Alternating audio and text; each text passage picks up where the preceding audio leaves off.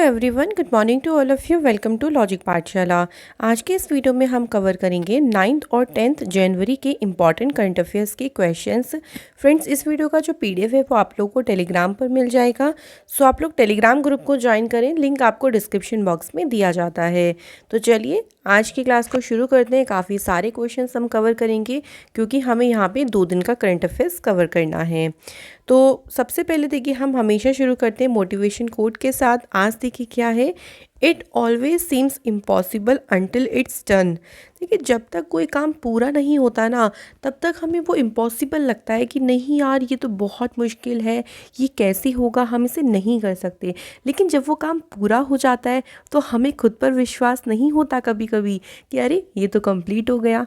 इसलिए कहते हैं कि कोई भी चीज़ इम्पॉसिबल नहीं होती, सिर्फ वो हमारी सोच पे डिपेंड करती है कि हम उसे इम्पॉसिबल सोचते हैं या फिर हम उसे करने की कोशिश करें।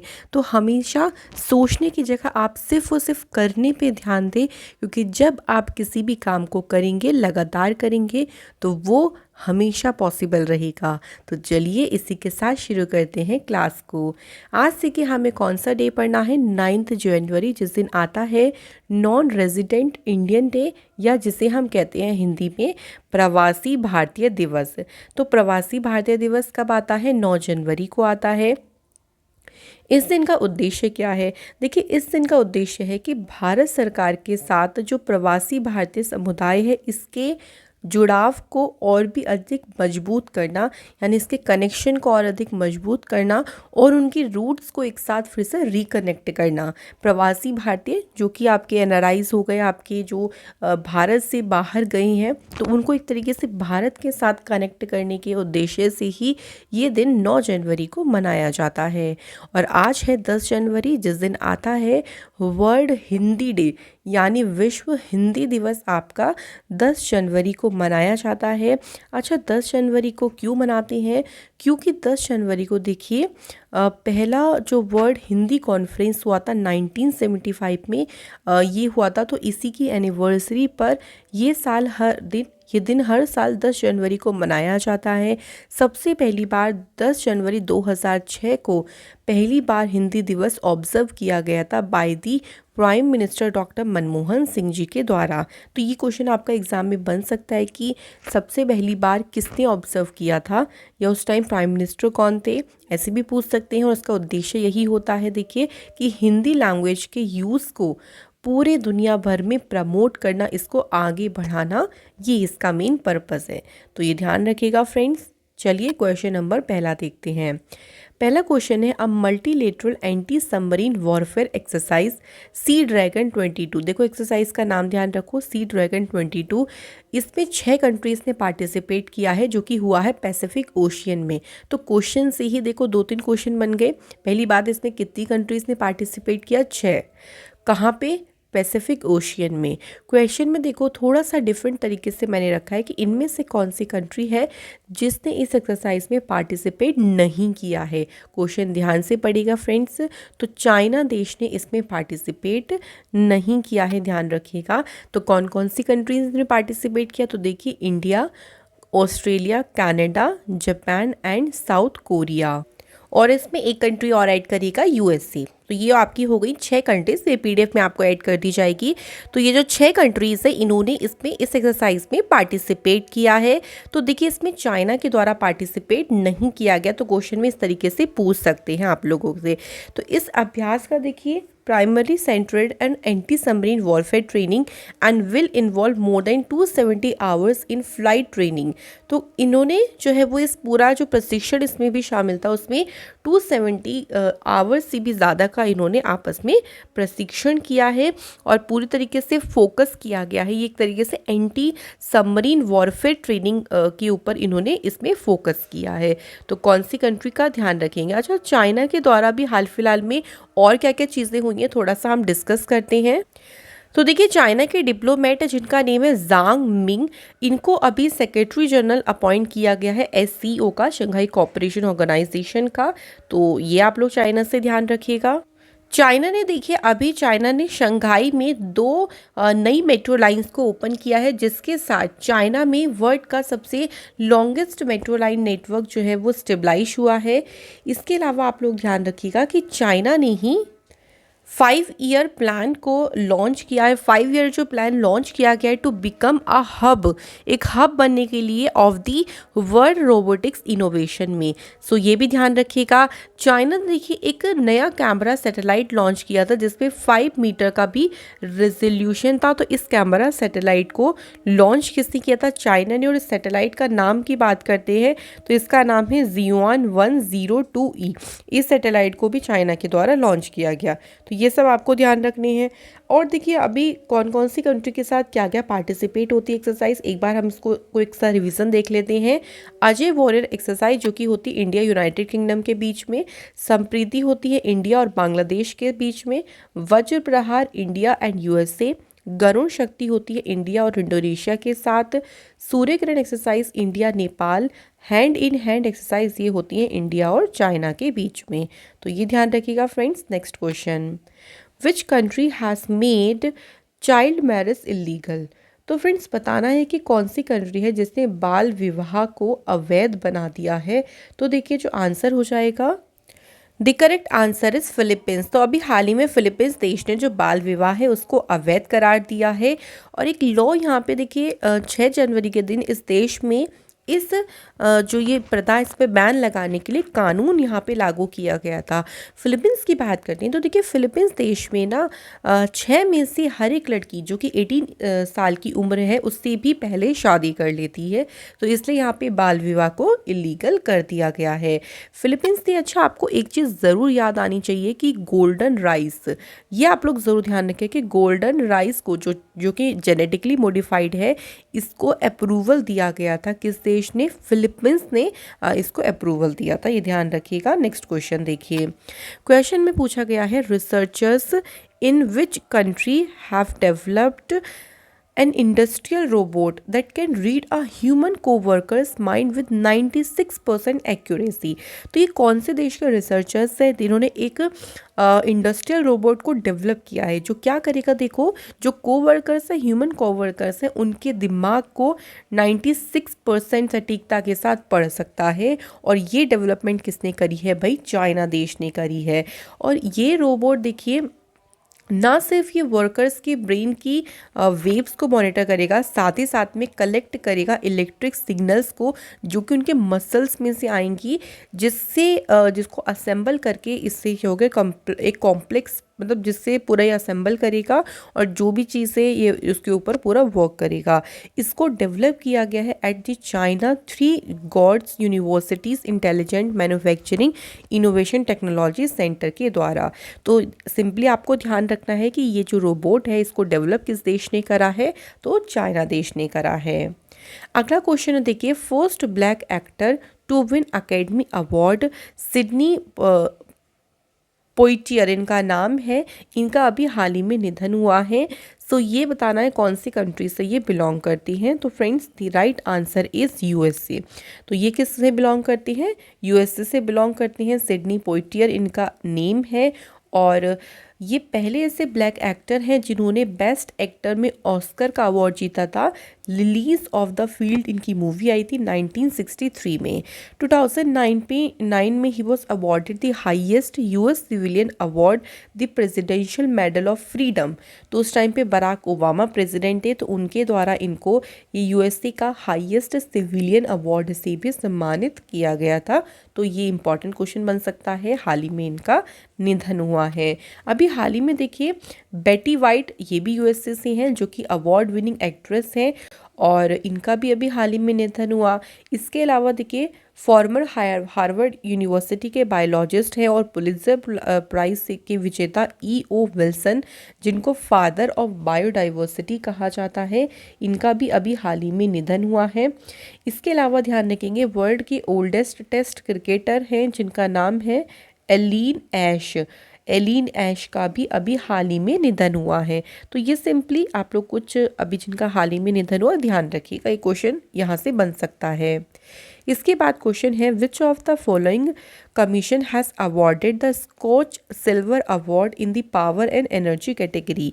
तो पावर और एनर्जी फील्ड में जो स्कॉच सिल्वर अवार्ड है ये किसे दिया गया है, तो DERC यानी दिल्ली इलेक्ट्रिसिटी रेगुलेटरी कमीशन को ये सिल्वर अवार्ड दिया गया है। आप देख सकते हैं ये अवार्ड देखो उन्हें दिया गया उनके आउटस्टैंडिंग कंट्रीब्यूशन किस तरफ, ensuring quality, accessibility, availability of power at an affordable price, focusing sustainable environment. कि देखिए बिजली की उपलब्धता को उन्होंने सुनिश्चित करा, उनकी कीमत पर, सस्ती कीमत पर उन्होंने गुणवत्ता पहुंच उसकी विकसित करी है। तो इसको ध्यान में रखते हुए उनका जो कंट्रीब्यूशन रहा है उसको देखते हुए ये अवार्ड उन्हें दिया गया है। Scotch group is a think tank जो कि डील करता है विद सोशियो इकोनॉमिक इश्यूज़ के साथ with a focus on inclusive growth. तो स्कॉच सिल्वर अवार्ड किसे दिया गया है, सिंपली ध्यान रखेंगे आप लोग, DERC को ये मेडल दिया गया। कुछ अदर न्यूज़ देखिए दिल्ली से, अनिल बैजल जो कि आपको पता है करंट में लेफ्टिनेंट गवर्नर हैं दिल्ली के, दिल्ली पुलिस कमिश्नर राकेश अस्थाना ने अभी हाल में एक ई-लर्निंग प्लेटफॉर्म लॉन्च किया था जिसका नेम है उन्नति।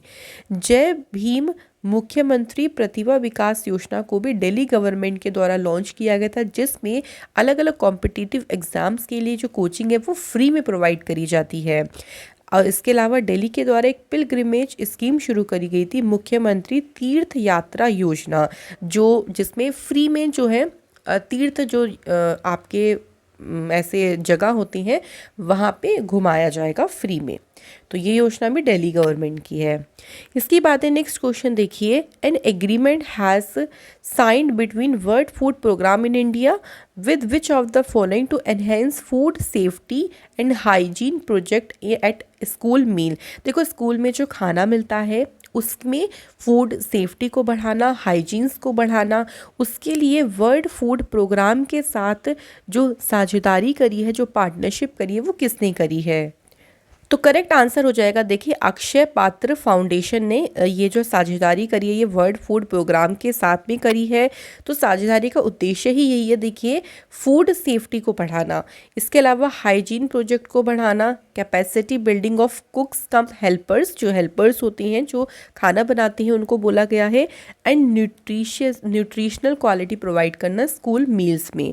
तो ये जो ऑर्गेनाइजेशंस हैं दोनों की दोनों ये शेयर करेंगे नॉलेज और इसके लिए ये वर्कशॉप्स को ऑर्गेनाइज करेंगी, पॉलिसीज़ को बनाया जाएगा और स्ट्रेटजी डायलॉग्स यहाँ पर किए जाएंगे गवर्नमेंट के साथ में, जिससे इन सब के बारे में जो नॉलेज है वो आपस में एक दूसरे के साथ शेयर करी जाए। अच्छा यहाँ पे बात आती है मील की, जो खाना मिलता है स्कूलों में जिसे हम पहले मिड डे मील स्कीम बोलते थे, अब इसका नाम हो गया है PM पोषण योजना। तो it is one of the 3 main food based safety net in India reaching close to 100 million school age children with hot cooked meal. तो बच्चों को देखिए इसमें न्यूट्रिशन भोजन जो है वो प्रोवाइड किया जाता है। तो ये भी ध्यान रखिएगा कि इसका जो नया नेम है वो क्या है, PM पोषण योजना।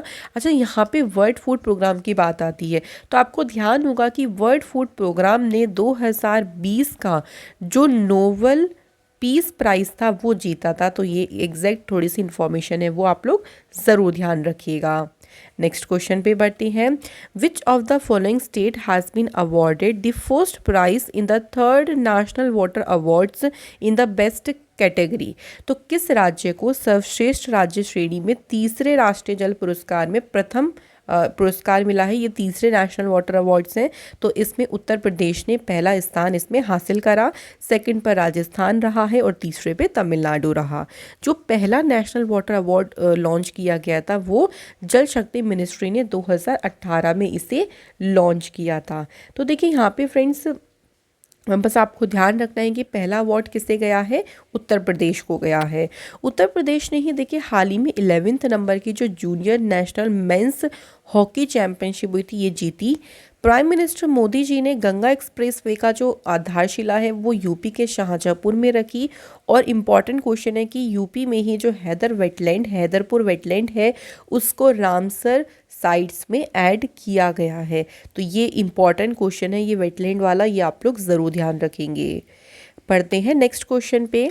इन which city was the 9th edition of the North East festival inaugurated. तो कौन सा शहर है? द आंसर इज गुवाहाटी, जहाँ पे नौवा एडिशन है नॉर्थ ईस्ट फेस्टिवल का, जिसे इनॉग्रेट किया गया है।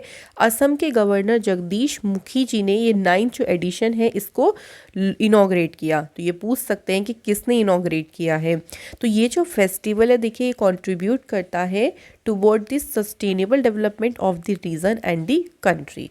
तो देश के सतत विकास में ये योगदान करता है। और नॉर्थ ईस्ट फेस्टिवल का मुख्य उद्देश्य होता है टूरिज्म के ऊपर, कि इसमें देखो एक नेटवर्क स्थापित किया जाए टूर ऑपरेटर्स का, या नॉर्थ ईस्ट में जो वहाँ का कुजीन है, खाना वगैरह है, जो वहाँ के वीवर्स हो गए, आर्टिशंस हो गए, तो उन सभी के द्वारा पूरा का पूरा फोकस किया जाता है टूरिज्म के ऊपर। इस फेस्टिवल का ये मुख्य उद्देश्य रहता है।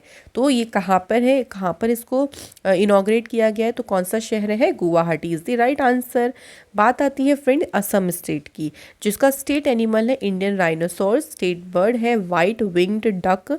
नेशनल पार्क में देखिए एक है डिब्रू साइखोवा, काजीरंगा, मानस, नामेरी ध्यान रखेंगे। राजीव गांधी इसको कहा जाता है औरंग नेशनल पार्क। अच्छा, अभी रायमोना भी आपको ध्यान रखना है, ये भी ध्यान रखिएगा। इसके अलावा देखिए सुबनसिरी लोअर डैम है यहाँ पर, जो कि सुबनसिरी रिवर पर है, ये इंपॉर्टेंट है, ये ध्यान रखेंगे। नेक्स्ट क्वेश्चन पे बढ़ते हैं। The first Janshatabdi express train connecting with which state with Tripura via Assam. तो असम के रास्ते से त्रिपुरा को किस राज्य से जोड़ने वाली ये पहली जनशताब्दी एक्सप्रेस ट्रेन है? तो ये जोड़ेगी भाई किसको? मणिपुर। तो असम के रास्ते त्रिपुरा स्टेट आएगा, देन फिर मणिपुर, तो इसको जोड़ते हुए ये ट्रेन है जिसका नाम है जनशताब्दी एक्सप्रेस। और इस ट्रेन को जो हरी झंडी दिखाई है वो अश्विनी वैष्णव ने दिखाई है, जिनके पास प्रेजेंट टाइम में मिनिस्ट्री ऑफ रेलवे है। इस ट्रेन से देखो क्या होगा, जो जर्नी है ना वो बहुत ही कम हो जाएगी, मतलब एक तरीके से ट्रेवल टाइम आपका हाफ हो जाएगा।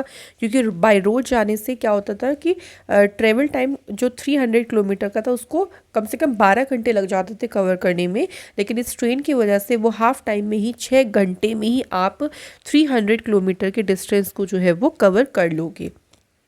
तो ये ध्यान रखिएगा। नेक्स्ट क्वेश्चन पे बढ़ती है।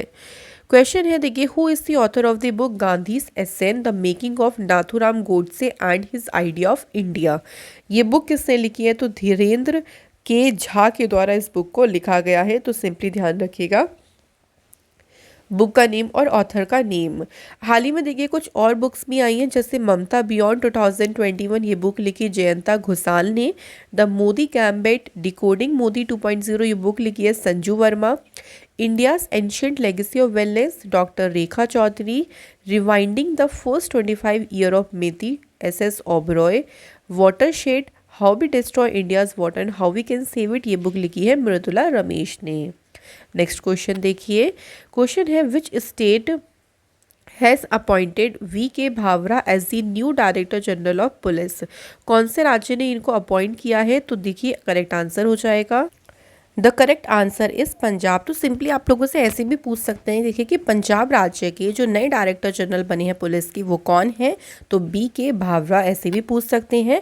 तो उन्होंने ये जो पदभार ग्रहण किया है वो DGP सिद्धार्थ चट्टोपाध्याय को सक्सीड किया है। उनका जो टर्म है मिनिमम ऑफ 2 ईयर्स चलेगा उनके ग्रहण करने की तिथि से।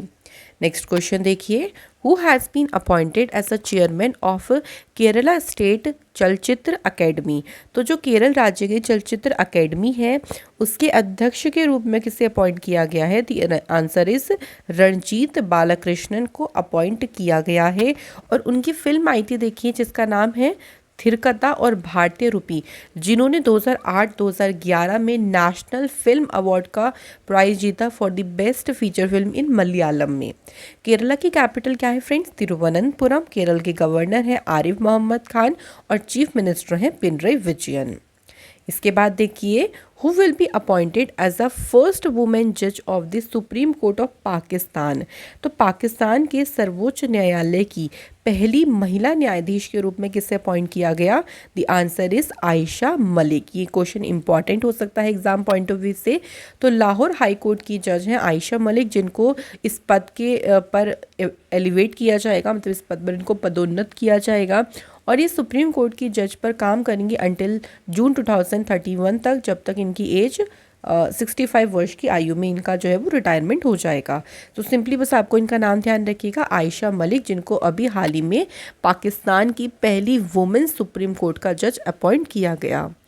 नेक्स्ट क्वेश्चन है, which edition of establishment day of the bureau of Indian standard was observed on 6 जनवरी। तो कौन सा संस्करण इसका मनाया गया है? द आंसर इज 75वां संस्करण इसका मनाया गया है। और इस जो इस पे एक इवेंट को अभी एड्रेस किया गया, तो इस पे एक इवेंट भी हुआ जिसको एड्रेस किया है पीयूष गोयल ने, जिनके पास से consumer affair, food and public distribution ministry. बात करते हैं ब्यूरो ऑफ इंडियन स्टैंडर्ड्स की, तो ये एग्जिस्टेंस में आया था as a Indian standard institute, इसको पहले कहा जाता था 1947 में। और 1947 जून में डॉक्टर लाल सी वर्मन इसके पहले डायरेक्टर अपॉइंट किए गए थे। तो पहले इसका नाम जो रखा गया था वो था इंडियन स्टैंडर्ड्स इंस्टीट्यूशंस, ठीक है। बाद में इसका नाम जो है वो ब्यूरो ऑफ इंडियन स्टैंडर्ड्स इसका नाम किया गया। तो फ्रेंड्स, ये थे हमारे क्वेश्चंस। मैंने रिवीजन क्वेश्चंस थोड़े नहीं रखे हैं बिकॉज बहुत सारे क्वेश्चंस थे आज। तो मैंने आपको सैटरडे में क्वेश्चन ये पूछा था कि यूएन काउंटर टेररिज्म कमीशन के चेयरमैन किससे अपॉइंट किया गया? The answer is TS. Tirumurti. और डॉक्टर बेली मोनप्पा हेगड़े, जिनको पद्म विभूषण से सम्मानित किया गया है, उनका संबंध है पब्लिक अफेयर से। टोटल 314 इंडिविजुअल है जिनको पद्म विभूषण से सम्मानित किया गया था। तो ये थे आपके करेक्ट आंसर्स, जिसमें नीतीश कुमार एंड रघुबीर सिंह के आज कमेंट है, वेरी गुड। और जो भी स्टूडेंट्स कमेंट कर रही हैं सभी को बहुत बहुत थैंक यू सो मच, क्योंकि आपके कमेंट से हमें बहुत ही ज़्यादा अच्छा लगता है। देखिए आज के क्वेश्चन देखिए क्या है, इंडिया के 70 नंबर के जो चेस ग्रैंड मास्टर हैं वो कौन बने, और इसके बाद है कौन सा सोशल मीडिया प्लेटफॉर्म है जिसने चाइल्ड वेलफेयर के लिए यूनिसेफ के साथ मिलकर एक इनिशिएटिव को शुरू किया था। तो ये 2 क्वेश्चन है आप लोगों के लिए, इसका भी आंसर आप लोग ज़रूर करिएगा। और मैं आशा करती हूँ कि आप लोगों की स्टडी बहुत अच्छी चल रही होगी। ऐसे ही इस स्टडी को कंटिन्यू रखें, आगे बढ़ाते रहें। Thank you so much for watching this video.